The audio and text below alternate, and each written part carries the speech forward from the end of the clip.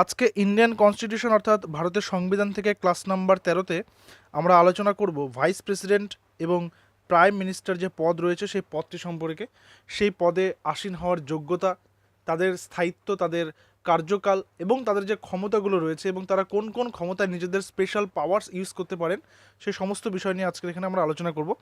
আমরা লাস্ট ক্লাসে রাষ্ট্রপতির সমস্ত ক্ষমতা নিয়ে আলোচনা করেছিলাম। আজকে আমরা আরও দুটি খুবই গুরুত্বপূর্ণ পদ, উপরাষ্ট্রপতি এবং প্রধানমন্ত্রী সম্পর্কে আলোচনা করব।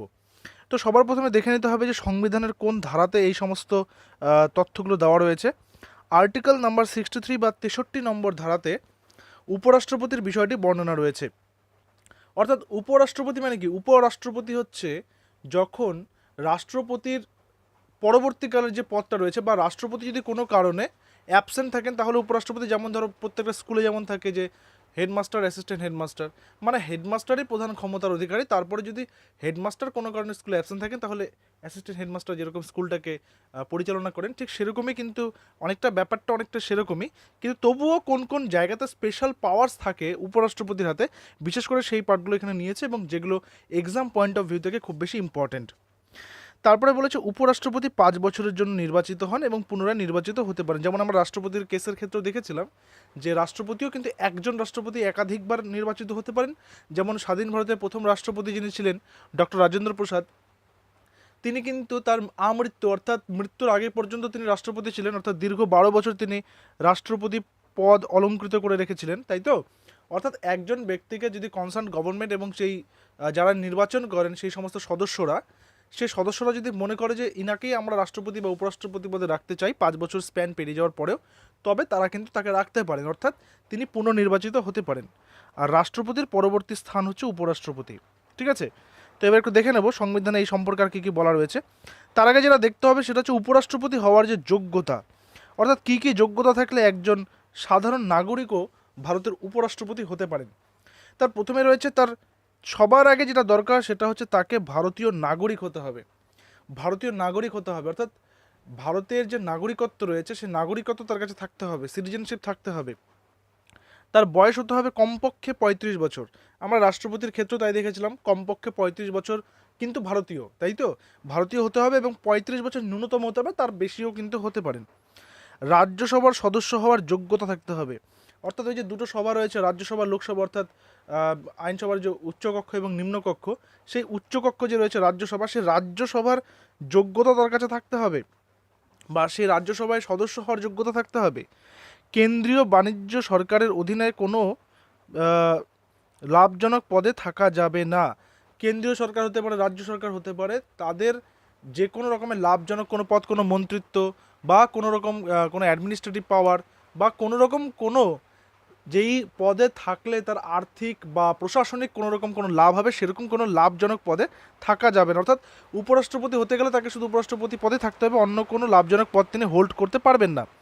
প্রার্থীকে কমসে কম 20 জন নির্বাচন কর্তৃক উত্থাপিত হতে হবে বা সমর্থিত হতে হবে। অর্থাৎ যেই প্রার্থী রাষ্ট্রপতি হিসাবে নির্বাচিত হচ্ছেন, আচ্ছা বর্তমান উপরাষ্ট্রপতির নাম কি আমাদের? তিনি হচ্ছেন এম ভেঙ্কাইয়া নাইডু, তাই তো? 2017 সাল থেকে তিনি রয়েছেন। অর্থাৎ তিনি যখন নির্বাচিত হয়েছিলেন তখন তাকে কমপক্ষে 20 জন ওই নির্বাচিত সদস্যদের দ্বারা 20 জন সদস্যদের দ্বারা তাকে নির্বাচিত হতে হয়েছে বা তাকে সাপোর্ট করেছে। এবং প্রার্থীকে রিজার্ভ ব্যাঙ্ক অফ ইন্ডিয়ার কাছে 15,000 টাকা সিকিউরিটি মানি বা সুরক্ষা অর্থ জমা রাখতে হবে, যেটা আমরা রাষ্ট্রপতির ক্ষেত্রে দেখেছিলাম। অর্থাৎ রাষ্ট্রপতি এবং উপরাষ্ট্রপতি নির্বাচনের যে প্রসিডিওর সেটা প্রায় সিমিলার। আচ্ছা, নেক্সট আমরা একটু জানবো আরও কিছু তথ্য। সেটা হচ্ছে স্বাধীন ভারতের প্রথম রাষ্ট্রপতি কে ছিলেন? তিনি ছিলেন ডক্টর সর্বপল্লী রাধাকৃষ্ণন এবং বর্তমান উপরাষ্ট্রপতি হচ্ছেন এম ভেঙ্কাইয়া নাইডু, বা যিনি আমাদের এখন বর্তমান রয়েছেন, যিনি 2017 সাল থেকে এখনও পর্যন্ত চলছেন। আচ্ছা, ভারতের উপরাষ্ট্রপতির মাসিক বেতন 5 লক্ষ টাকা, অর্থাৎ রাষ্ট্রপতির বেতনের থেকে 1 লক্ষ টাকা কম। আমি আগেই বলেছি ভারতের রাষ্ট্রপতি মানে কি সব কিছুর শীর্ষে উনি রয়েছেন, অর্থাৎ সমস্ত পদাধিকারীদের উপরে সবার উপরে তিনি রয়েছেন, তাই তার বেতনও সব থেকে কিন্তু বেশি। হ্যাঁ, এবং এটা নির্ধারিত 5 লক্ষ টাকা। এবং উপরাষ্ট্রপতির বেতনও নির্ধারিত, এটা হচ্ছে 4 লক্ষ টাকা। এবং তার বেতন দেওয়া হয় কোথা থেকে? কনসোলিডেটেড তহবিল থেকে। রাষ্ট্রপতিকেও দেওয়া হয় কনসোলিডেটেড তহবিল থেকে এবং উপরাষ্ট্রপতিকেও দেওয়া হয়। রাষ্ট্রপতি যদি মারা যান, রাষ্ট্রপতি যদি পদত্যাগ করেন, আচ্ছা, এর আগের ক্লাসে আমি বলেছিলাম রাষ্ট্রপতি পদত্যাগ করলে কার উদ্দেশ্যে চিঠি লিখবেন, তিনি কিন্তু উপরাষ্ট্রপতির উদ্দেশ্যেই চিঠি লিখবেন, ঠিক আছে। আচ্ছা, রাষ্ট্রপতিকে যদি কোনো কারণে ইমপিচমেন্ট করা হয়, অপস্থিত হন, তারও আমরা আগের দিন আলোচনা করেছি যে কী কীভাবে কতগুলো প্রসিডিয়ার রয়েছে।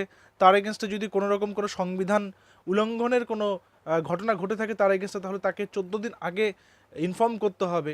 তারপরে 14 দিন আগে ইনফর্ম করার পর বা ইনফর্ম করার 14 দিন পর সেই রাজ্যসভা বা লোকসভাতে তার এগেনস্টে সেই এলিগেশনটাকে তুলতে হবে, এবং তারপরে সেটা ভোট হবে যে সত্যি তিনি এই এলিগেশনটাকে তিনি এই এলিগেশনটা করেছেন কিনা, বা তার এই এগেনস্টে আনা যে এলিগেশনটা সেটা অ্যাকচুয়ালি মানে জাস্টিফাইড কিনা সেটা দেখা হবে, তাই তো। তো সেই কারণে যদি অপস্থিত হন কোনো কারণে, যদিও এখনও পর্যন্ত আমাদের দেশের কোনো রাষ্ট্রপতি অপস্থিত হননি, অথবা রাষ্ট্রপতি অসুস্থতা থাকলে, যদি কোনো কারণে দীর্ঘকালীন অসুস্থতা থাকে, ঠিক আছে, তাহলে তাহলে কিন্তু রাষ্ট্রপতির দায়িত্ব উপরাষ্ট্রপতি পালন করবেন। অর্থাৎ রাষ্ট্রপতি যদি কোনো কারণে তার নিজের দায়িত্ব পালন করতে অপারগ হন, বা কোনো কারণে তিনি যদি সেই দায়িত্ব থেকে একটু দূরে থাকেন, বিভিন্ন রকম কারণ এখানে উল্লেখ করা হলো, তাহলে কিন্তু উপরাষ্ট্রপতি সেই সমস্ত দায়িত্ব পালন করতে পারবেন, ঠিক আছে। আচ্ছা, এবার ভারতবর্ষের আরও একটি খুবই ক্ষমতাশালী এবং তার পাশাপাশি দায়িত্বপরায়ণ একটি পদ হচ্ছে প্রধানমন্ত্রী বা প্রাইম মিনিস্টার। ভারত যখন স্বাধীন হয়ে যাচ্ছে, ভারত যখন স্বাধীন হলো, ভারতে যখন সংবিধান স্বীকৃত হয়ে যাচ্ছে, সংবিধান নেওয়া হয়ে গেল, তারপরে ভারতের প্রথম প্রধানমন্ত্রী ছিলেন পণ্ডিত জওহরলাল নেহেরু। তিনি প্রায় 17 বছর তিনি কিন্তু সেই পদ অলঙ্কৃত করেছেন। এখনও পর্যন্ত এটা হাইয়েস্ট, অর্থাৎ কন্টিনিউয়াসলি এতদিন ধরে কেউ প্রধানমন্ত্রী থাকেননি, এবং তিনি আমৃত্যু পর্যন্ত প্রধানমন্ত্রী ছিলেন, তাই তো। আচ্ছা, তো এবার রাষ্ট্রপতি যেমন রাষ্ট্রের প্রধান, প্রধানমন্ত্রী হলেন সরকারের প্রধান। আর এখানে আরেকটা ছোট ডিফারেন্স আছে, সেটা হচ্ছে প্রধানমন্ত্রী নির্বাচিত হন কাদের দ্বারা? প্রধানমন্ত্রী নির্বাচিত হন সরাসরি জনগণের ভোটের দ্বারা। কিভাবে ব্যাপারটা? মনে করো যে লোকসভা ভোট হলো, লোকসভা ভোটে গোটা ভারতবর্ষ ধরে ধরো 543টা সিটে লড়াই হলো, সেখানে কোনো একটা দল প্রায় 300টার মতো সিট জিতেছে। এবার তারা প্রত্যেকে কিন্তু জনগণের ভোটের দ্বারা জিতেছে, তাই তো। এবার তারপর তারা লোকসভায় কাকে তাদের প্রধানমন্ত্রী বানাবে, সেই 300 জন যে জিতে গেল, সেই 300 জন কিন্তু নিজেদের মধ্যে একটা মিটিংয়ের মধ্যে দিয়ে সিলেক্ট করবে, ঠিক আছে। সেই জিতে যাওয়া সদস্যরাই কিন্তু সিলেক্ট করবে যে কারা বা কে প্রধানমন্ত্রী হবে, বোঝা গেছে। কিন্তু রাষ্ট্রপতি নির্বাচনটা কিন্তু সরাসরি ভোটের মাধ্যমে হয় না। তাকে ভোট কারা দেবেন? তাকে ভোট দেবেন যে ওই যে উচ্চকক্ষ এবং নিম্নকক্ষ রয়েছে, অর্থাৎ রাজ্যসভা এবং লোকসভা রয়েছে, সেই দুটি সবার মনোনীত এবং সিলেক্টেড প্রার্থীরাই কিন্তু ভোট করতে পারবে রাষ্ট্রপতি নির্বাচনের ক্ষেত্রে। তারপরে বলেছে আর্টিকেল নাম্বার 75-এ রাষ্ট্রপতি প্রধানমন্ত্রীকে একটি নির্দিষ্ট পদ্ধতিতে নিয়োগ করেন। যদিও তিনি ভোটে জিতে এসেছেন প্রধানমন্ত্রী হওয়ার যে পদপ্রার্থী, তবুও তিনি যে শপথ বাক্যটা পাঠ করবেন, ঠিক আছে, শপথ বাক্য পাঠ করে অনুষ্ঠানটা টেলিভিশনে দেখানো হয়, প্রত্যেক বছরই সেটা ঘটা করে দেখানো হয়। তো শপথ বাক্য যে পাঠ করছেন, সেটা কে করিয়ে দিচ্ছেন? সেটা করিয়ে দিচ্ছেন হচ্ছে তৎকালীন যিনি রাষ্ট্রপতি থাকবেন তিনি। যেমন এখন যেহেতু আমাদের প্রধানমন্ত্রী রয়েছেন নরেন্দ্র দামোদর দাস মোদী, তাই তো। তো তাকে এই যে তিনি 2019 লোকসভায় যে জয়লাভ করেছেন, তাকে শপথ বাক্য কে পাঠ করিয়েছেন? আমাদের বর্তমান রাষ্ট্রপতি কি শ্রী রামনাথ কোবিন্দ। তো এই পদ্ধতিতে কিন্তু নিয়োগ হয়ে থাকে। আচ্ছা, এবার নেক্সট পয়েন্টসগুলো কী কী রয়েছে একটু দেখে নেব। নেক্সট পয়েন্টস রয়েছে সংসদের সংসদের যে কোনো কক্ষেরই সদস্য হতে পারেন। সংসদের মানে পার্লামেন্টের যে কোনো কক্ষেরই সদস্য হতে পারে, উচ্চকক্ষ বা নিম্নকক্ষ, রাজ্যসভা বা লোকসভা। কোন কক্ষের সদস্য নয় এমন ব্যক্তিও প্রধানমন্ত্রী নিযুক্ত হতে পারেন, তবে তাকে নিযুক্ত হওয়ার পরবর্তী 6 মাসের মধ্যে কোনো কক্ষের সদস্যপদ গ্রহণ করতে হবে। এটা কিন্তু একটা খুবই গুরুত্বপূর্ণ পার্ট, এখানে আলোচনা করবো এটা নিয়ে। দেখো, বিশেষ করে আমি প্রধানমন্ত্রীর কথাটা বললাম, তো এখানে এটা মুখ্যমন্ত্রীর ক্ষেত্রেও কিন্তু এই ব্যাপারটা লাগু থাকে। কীরকম? বর্তমান আমাদের রাজ্যের যিনি মুখ্যমন্ত্রী রয়েছেন শ্রীমতী মমতা বন্দ্যোপাধ্যায়, তিনি এই বছর কিন্তু যে ইলেকশনটা হয়েছে, বিধানসভা ভোট হয়েছে, তিনি কিন্তু নিজের যে সিটটা, সেই সিটটা তিনি জিততে পারেননি, ঠিক আছে। তিনি সেখানে কিন্তু পরাজিত হয়েছেন, তবুও তিনি মুখ্যমন্ত্রী হলেন।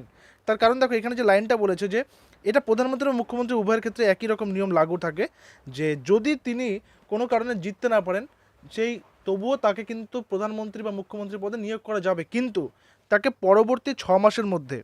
যেহেতু আমি মমতা ব্যানার্জির কথা বললাম, তো মমতা ব্যানার্জি যেহেতু জিততে পারেনি, তাই তাকে পরবর্তী 6 মাসের মধ্যে কোনো একটি বিধানসভার সিট থেকে জয়লাভ করে এসে তারপরে তাকে কিন্তু আবার মুখ্যমন্ত্রীর শপথ নিতে হবে, বোঝা গেছে। ঠিক তেমনি কোনো কারণে কোনো প্রধানমন্ত্রী পদপ্রার্থীকে যদি মানে না জিতে বা কোনো যদি সদস্য না হওয়া সত্ত্বেও তিনি যদি প্রধানমন্ত্রী হতে চান, তাহলে তাকে নেক্সট 6 মাসের মধ্যে কোনো একটি সমতুল জায়গা থেকে সমতুল আসন জিতে আসতে হবে। বোঝা গেছে? 6 মাসের মধ্যে তাকে জিততেই হবে, কারণ হেরে যাওয়া প্রার্থীর দীর্ঘদিন কিন্তু কোনো পদাধিকারী থাকবেন না। নেক্সট আসবে নীতি আয়োগ। নীতি আয়োগ নিয়ে একটা আমাদের স্পেশাল ক্লাস রয়েছে, সেখানে তোমাদের জানাবো।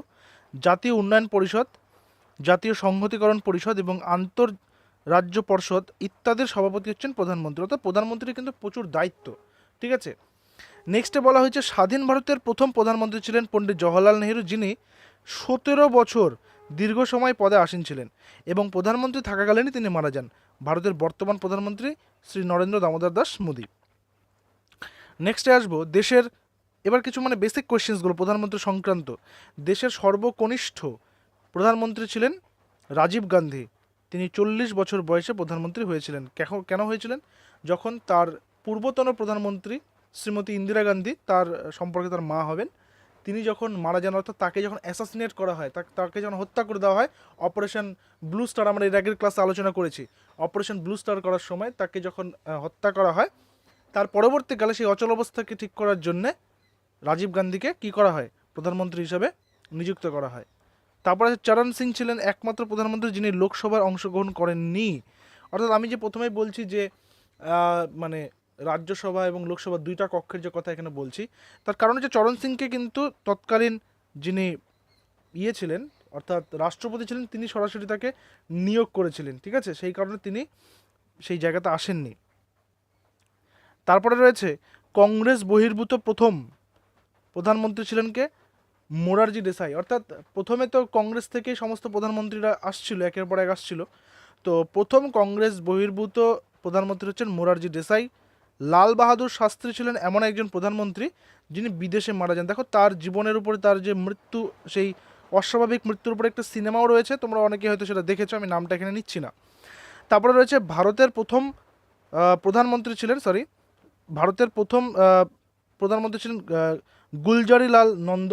ঠিক আছে, গুলজারিলাল নন্দ। এই জায়গাটা একটা তোমার ঠিক করবে যে তিনি প্রথম ভারপ্রাপ্ত হবে। ঠিক আছে, এখানে একটু টাইপিংটা মিস্টেক হয়েছে, এখানে ভারপ্রাপ্ত, ভারতের প্রথম ভারতের হবে না, এটা ভারপ্রাপ্ত হবে।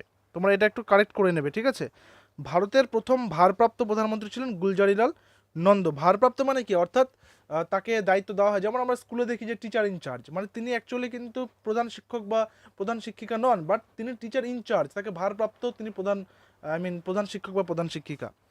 নেক্সট আসবো অটল বিহারী বাজপেয়ী নিজের জীবনকালে 3বার প্রধানমন্ত্রী হিসেবে নিযুক্ত হয়েছেন এবং এটা কিন্তু সর্বাধিক একজনের জন্যে।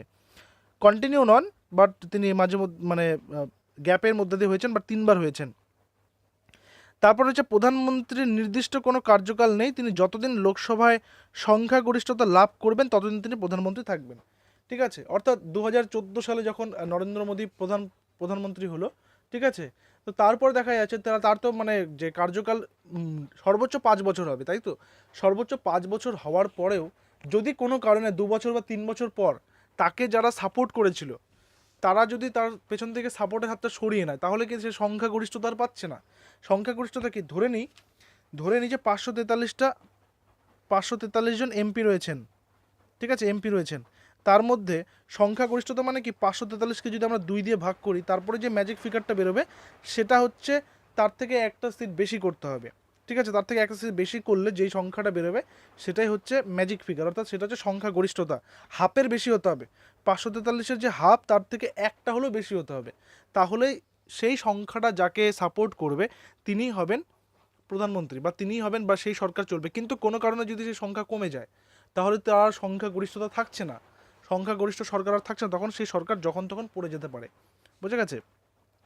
আবার যদি এটা চলতে থাকে কন্টিনিউয়াসলি, তাহলে কিন্তু তাদের সরকার চলতে থাকবে, যদিও 5 বছর পর পর ভোট হয়। যতদিন কোনো একটা সরকার সংখ্যাগরিষ্ঠতায় থাকবে তখন তারা কিন্তু কন্টিনিউয়াসলি সেই সরকারটা রেডি করে চলতে থাকবে। যেমন আমরা যদি রাজ্যের কথা বলি, তৃণমূল কংগ্রেস কি হলো যে এই বছর সংখ্যাগরিষ্ঠতা পেলো, একা পেলো, তার আগের বারে একাই সংখ্যাগরিষ্ঠতা পেয়েছে। যতদিন তৃণমূল কংগ্রেস সংখ্যাগরিষ্ঠতা পেতে থাকবে ততদিন রাজ্যে তাদের সরকার থাকবে। ঠিক তেমনি 2019-এ যখন বিজেপি সরকার হলো কেন্দ্রে, ঠিক সেই সময় কিন্তু তারা সংখ্যাগরিষ্ঠতা পেয়েছিল, তারা 300+ লোকসভায় সিট পেয়েছিল, যেটা এখনও পর্যন্ত রেকর্ড।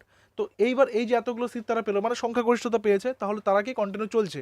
এবার নেক্সটে আবার যখন লোকসভা ভোট হবে 2024-এ, তখন যদি তারা আবার সে সংখ্যাগরিষ্ঠতা রাখতে পারে বজায়, তাহলে তারা আবার নেক্সট 5 বছরের জন্য সরকার তৈরি করবে। তো এইভাবে কিন্তু লোকসভা এবং বিধানসভার সরকার তৈরি হয় এবং এইভাবে কিন্তু সেই সরকার আস্থা রাখতে পারে।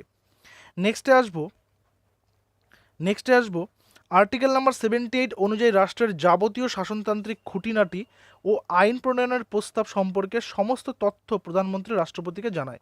অর্থাৎ যে কোনো রকমের প্রস্তাব কিন্তু প্রধানমন্ত্রী রাষ্ট্রপতিকে জানাবে, রাষ্ট্রপতি সেটাকে অ্যাপ্রুভ করবে। আর্টিকেল নাম্বার 74 অনুযায়ী প্রধানমন্ত্রীর নেতৃত্বে একটি মন্ত্রিসভা গঠিত হয়। প্রধানমন্ত্রীর নেতৃত্বে মন্ত্রিসভা মানে যেরকম মনে করো স্বরাষ্ট্রমন্ত্রী, রেলমন্ত্রী, স্বাস্থ্যমন্ত্রী, পরিবহন মন্ত্রী ইত্যাদি, এই সমস্ত কিন্তু তৈরি হবে প্রধানমন্ত্রীর নেতৃত্বে। নেক্সটে আসবো আর্টিকেল নাম্বার 74 অ্যান্ড 75-এ কী বলা হয়েছে দেখো, বলা হয়েছে মন্ত্রিসভার নিয়োগ, যোগ্যতা, শপথ গ্রহণ, মেয়াদ, বেতন এবং দায়িত্বের বর্ণনা রয়েছে 74 এবং 75 নম্বরে, বিস্তারিত সেখানে আলোচনা রয়েছে। জাস্ট তোমাদের যেগুলো মনে রাখতে হবে কোন আর্টিকেলে কী কী রয়েছে বিশেষ বিশেষ প্রভিশনসগুলো, ঠিক আছে। আর বর্তমান সময়ে প্রধানমন্ত্রীর মাসিক বেতন 1,60,000 টাকা। এটা কিন্তু নির্ধারিত নয়, এটা চেঞ্জ হতেই পারে। এটা পার্লামেন্ট কর্তৃক বেতন পরিবর্তন হয়, অর্থাৎ পার্লামেন্টের যে সদস্যরা রয়েছে তারা প্রত্যেকে মিলে ঠিক করে যে বেতন কত হবে। যেমন আমাদের যেরকম যদি এখন মুখ্যমন্ত্রীর কথা বলি, আমাদের এখন মুখ্যমন্ত্রী হচ্ছেন মমতা ব্যানার্জি, তার বেতন 2,10,000 টাকা, ঠিক আছে, 2,10,000 রুপিস। তো এই যে 2,10,000 টাকা যে রয়েছে তার বেতন, তো অর্থাৎ এটা তাদের বিধানসভার মধ্যে বসে তাদের সমস্ত সদস্যরা কিন্তু ঠিক করেছে, এটা সেই তহবিল থেকে আসবে বেতনটা। তো প্রধানমন্ত্রী, মুখ্যমন্ত্রী এদের বেতন কিন্তু ভিন্ন হয়, বিভিন্ন রাজ্যের মুখ্যমন্ত্রীর বেতন ভিন্ন ভিন্ন রকমের হয়ে থাকে। নেক্সটে আসবো মন্ত্রিসভার যে প্রকারভেদ রয়েছে। মন্ত্রিসভা, এটা কিন্তু কেন্দ্রীয় মন্ত্রিসভার কথা বলা হচ্ছে, যেহেতু প্রধানমন্ত্রীর কথা বললাম।